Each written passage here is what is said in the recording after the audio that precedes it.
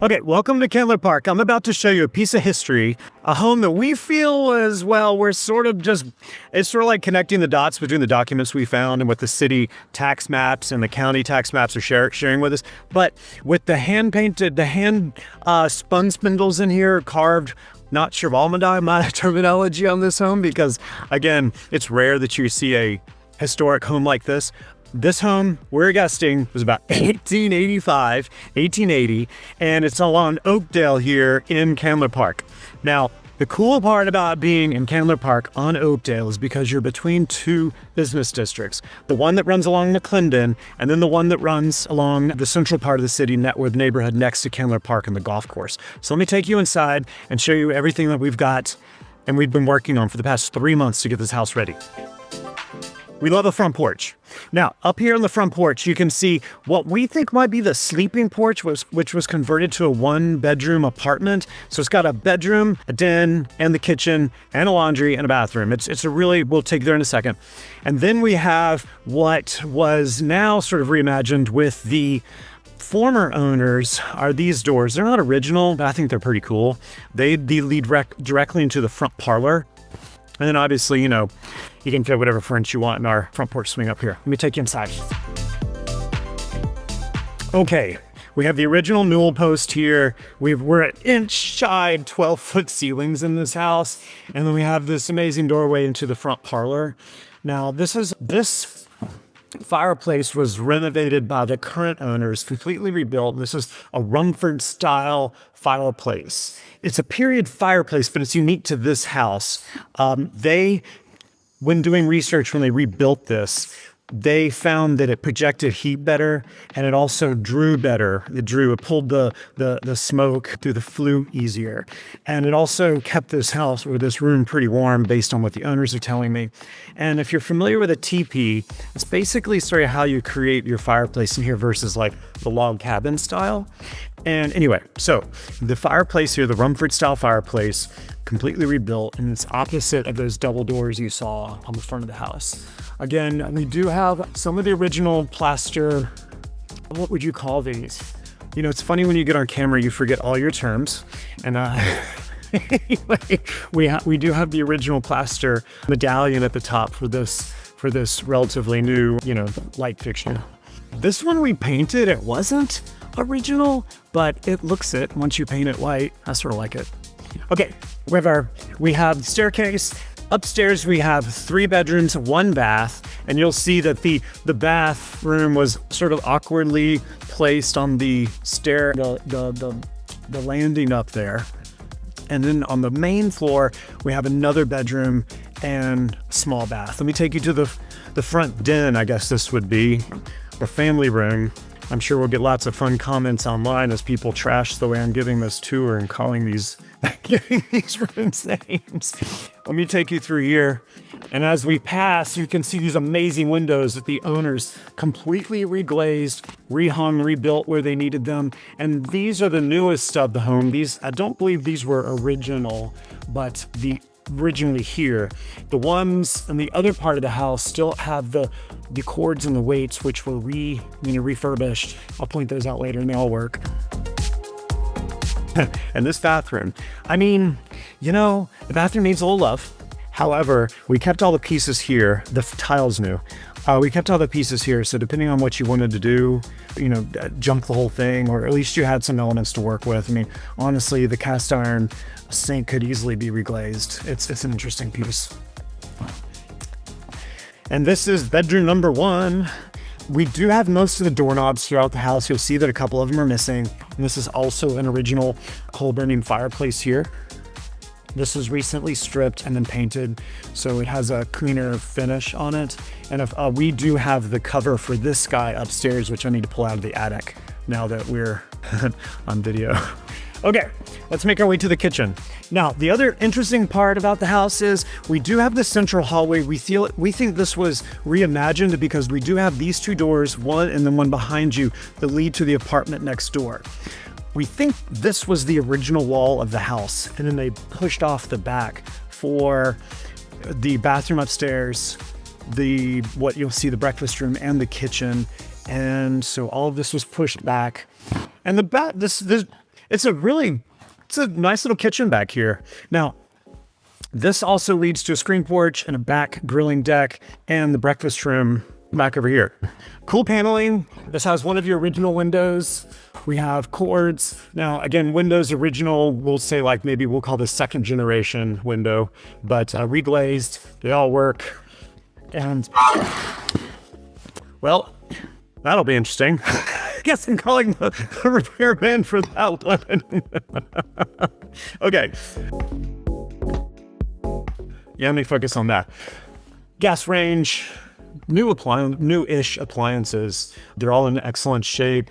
Our apron sink here, apron front sink, tile counter, and I'm not sure if you've been, making the change for your plastic cutting surfaces, cutting boards, but the stainless steel is coming back in popularity. I think I'll take you to the screen porch. It's a 1/4 acre lot. Some folks have talked about reimagining how this entire space would work, potentially making this a garage, maybe even pull under, or just expanding the back of the house off of here. Don't know that you'll have the clearance to pull underneath it, but again, that's maybe for you and an architect to talk about. But right back here, again, try to find a 1/4 acre lot in Atlanta. And again, according to AI, this is probably one of maybe a dozen homes in Atlanta that was built before 1900. So one of the distinguishing factors or elements you look at when you're looking at a home this age and determining the ages is the heart of pine, structure, the foundation, the pillars underneath there, and of course the siding, and then how the spindles and newel posts were made. And the spindles, you'll see they're a little irregular. You wouldn't really tell, but as opposed to what was made on a machine or a mechanized spindle. God, here I go with my terminology again. But so these are the ones you can see, just slight variations with the widths and dimensions of them, but unless you're paying attention, you really wouldn't know. It just adds, I think, tremendous character. Okay, let's go upstairs. Pine floors, this really awesome railing, and it's got a wonderful grip to it. It just feels right. And again, the funny thing about these old homes too, they don't have that 42-inch railing. So give a good party and someone might be going over the side of this one, but just the view down in that foyer is really phenomenal. And again, this wall here we feel like was generation 1 of the house, and then when they moved back for generation 2 of the house, this is the full bath for the second floor.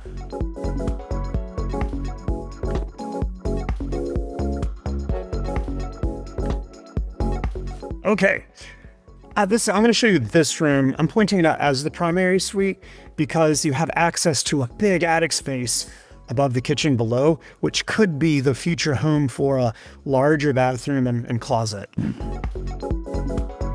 Whew. Getting a little winded walking up those stairs. Okay, this is the attic. And really, tons of potential up here. Pop out the eaves into dormers. Truly, this could be an amazing bathroom, even a more amazing closet. I guess I could turn on the light for you. You see that?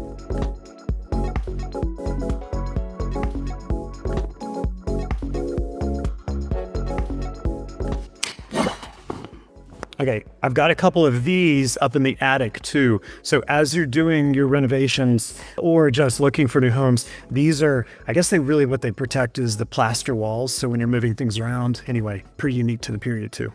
Okay, now back over here. They're a little wonky, but these are the 2 guest bedrooms on the front of the house.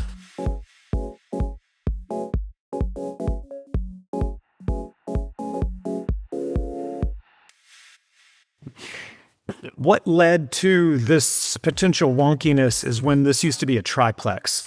This half was one side. Either way, I don't actually know how it was all set up, but I think that's how we got this wonkiness in this foyer, in this really walkable, this entry here. And also you'll notice that about 3 fireplaces were removed to make sense of some of the bedrooms. This one and the one behind it, and then there's one downstairs too, so just something to be aware of. I know I hate missing a fireplace, but honestly, they do eat up a lot of space, and it sort of makes it difficult to put a bed in a room with 2 windows, a door, closets, and a fireplace. So I'll show you the other front bedroom. And when you walk into this room, you can really see how big these windows are. Let me see if I can open this one without destroying it. Okay, there we go. See, one hand. Look, one hand. Okay, now you'll see some traffic out there. Oakdale's not a quiet street. However, it's one of the more popular streets to live on just because of the access you have to, well, the golf course park on one end and then McClendon on the other with the businesses. And then you've got Miller Street, which is one door down, that has a green space that the neighbors have collectively basically developed. Wonderful green space. Nice to have that like 1 block away from your house. Let's get downstairs and I'll take you through to the 1-bedroom apartment, which, again, I think if it were me, I don't know, I was sort of on the fence whether I'd combine it back to a single family, because the duplex aspect is really good. And having a renter, or at least maybe someone to watch your house while you're out of town, is sort of nice too. And as the silver tsunami is taking our city by storm, there's just not a lot of room for seniors that don't want to pay $1 million a month for a senior facility. Either way, you've got, although that would be the logical front door, the previous tenant used this door off the kitchen as the primary door, made that the bedroom, this a den, and, well, obviously this is the kitchen.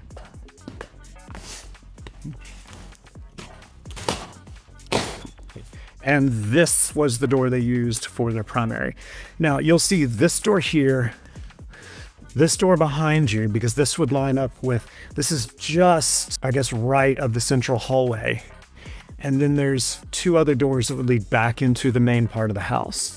And you can see that we still have, not on this door, but we still have the original milled pine door frame. And a lot of the pieces are upstairs. It's sort of like a jigsaw puzzle. When the owners were fixing and repairing, they kept finding things. So there's a collection of trim, both newly milled from a local mill with the same knives to create and match the original baseboards, door surrounds, and the little rosettes on the door frame. So there's a lot of things to work with. And we do have the name of the carpenter who are the mill that can supply more of those, depending on how many of those you want to really refurnish or refurbish. And of course, you see the lovely windows, newer than the rest of the house, but still in excellent shape, with the weight still intact and freshly painted. We have, on the outside of the house, we have that freshly painted both inside and out, and the part of the roof has been replaced because the other part, okay, let me take you to the backyard. Now, although it's a rental, it still has quite a nice little stoop out here. And then the other part of the house, you saw that earlier too, has that wonderful screen porch off the back. And so when I was telling you earlier about parking and having enough headroom for a vehicle, you probably could excavate a little bit for a garage of some sort. But when you look back at the house, you can see potentially like how many additions took place with all the little bump outs and what could have been potentially just a sleeping porch. And then you can see where the original part of the house was ruined. And then when they pushed off for the kitchen, which historically had been separate buildings for the threat of fire, we don't have any, or could not find any evidence of that structure. However, from here, it's sort of easier to see how maybe the iterations of the house sort of were added. Okay, let me take you out back, and then we can wrap this puppy up. Again, 1/4-acre lot.